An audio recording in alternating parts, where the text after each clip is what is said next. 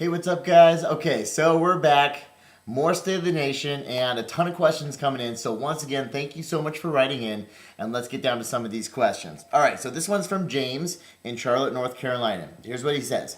Okay, so over the past year, I've lost a significant amount of weight, approximately 80 pounds. Congratulations, brother. That is fantastic. I'm 5'5", weighed 274 pounds, now down to 196. Dude, that rocks. All right, about a month ago, I hit a plateau that was seemingly insurmountable.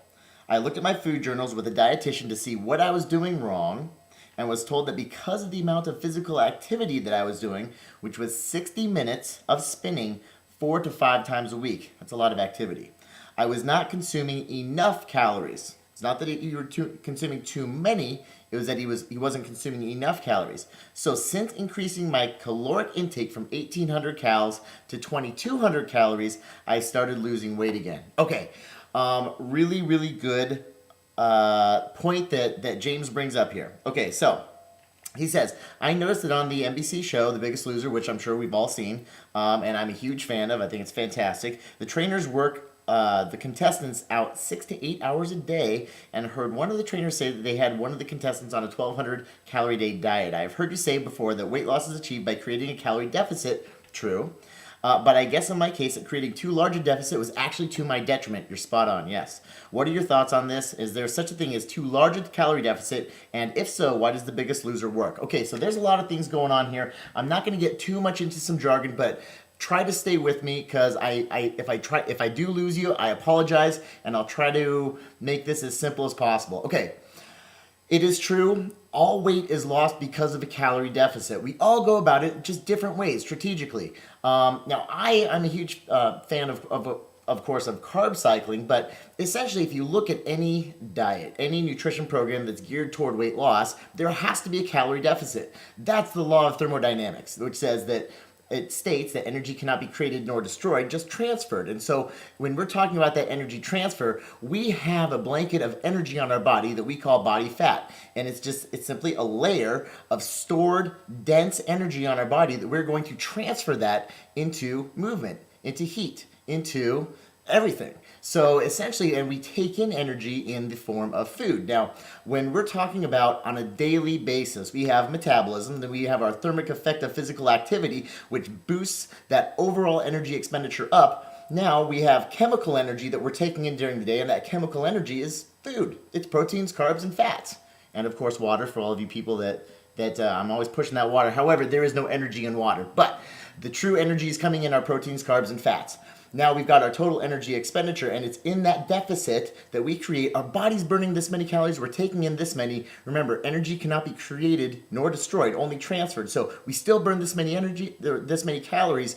Our body's actually going after that body fat for energy. However, I'm really glad that you brought this up, James, because yes, this is completely possible. Remember, we are mammals, and that all mammals, we've got these really cool checks and balances in our body that we've developed over thousands of years of adaptation to our environment. And so for our ancestors, when food became scarce and too scarce, essentially we can almost hibernate in a way. Just like a bear, when they hibernate, what happens to a bear's metabolic rate? It goes way down.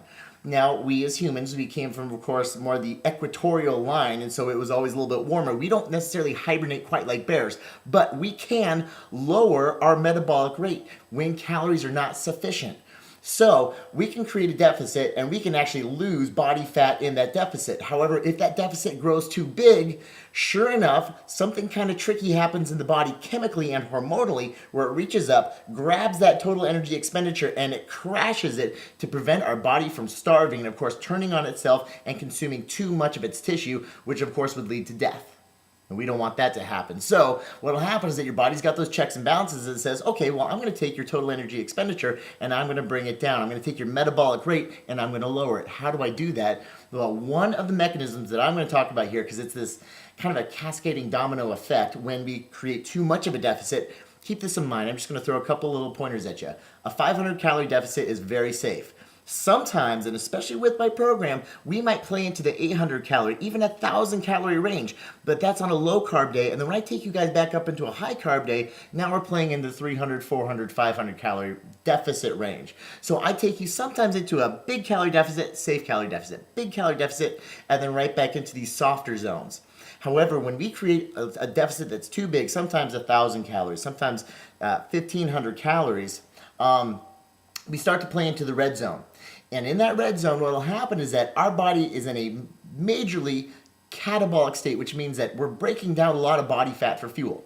When we're breaking down our body fat for fuel, it means that a lot of body fat is actually circulating in our bloodstream. Because remember, we just pulled it out from this layer, and now it has to circulate through the bloodstream to get shuttled into a muscle, and it's then burned in the muscle. So what happens is that our body fat, or it's broken down into what we call free fatty acids, they start circulating in our blood. When free fatty acids start circulating in our blood a lot, there's a lot of free fatty acids that are going to all the organs, all the tissues of our body. But there's one I really want to focus on, and that's the liver. So we got a lot of free fatty acids floating around through our bloodstream that's passing through the liver, but it's when those free fatty acids are high, it actually blunts what we call conversion of active thyroid hormone in our liver. What's thyroid?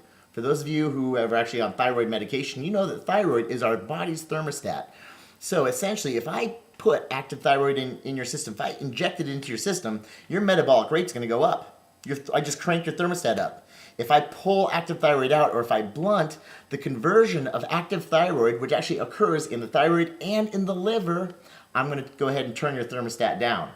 So where am I going with this here? Well, when free fatty acids go up in the body, which means your body's in a catabolic state, it's breaking down, not a lot of food is available, free fatty acids go up, thyroid conversion goes down. So here's the checks and balances. Your body lowers that metabolic rate because it says, hey, there's way too much fat that's being mobilized in the system. Free fatty acids are up, and so I'm going to slow down that conversion because you're starving. You're starving your body.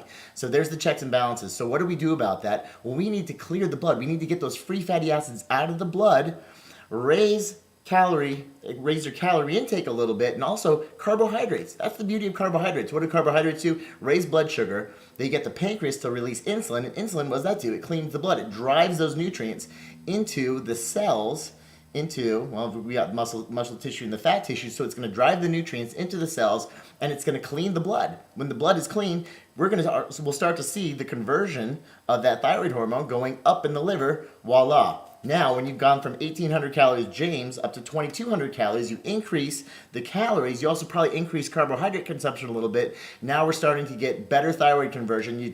Essentially, you cranked up your thermostat a little bit more, so you're back into a safe deficit. And now you can see weight loss start to happen. So, hope that answered your question. All right, guys, I'm out of time. See you next time.